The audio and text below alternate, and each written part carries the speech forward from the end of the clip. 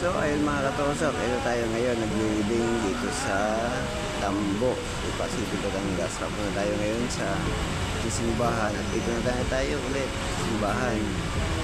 Ayan, lahat na yan. Ingat yan. Tayo ay papunta ng sementeryo ang Eternal. Ayan, hanggang kami nasa bypass. Ano yan? Sementeryo.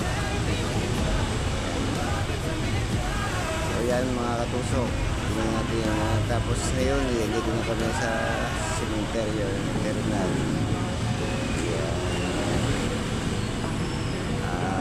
At maya yan magpapakain ng ating mga kasamahan mga pagkain natin. So ayun mga katusok, hanggang dito lang. Salamat sa panonood.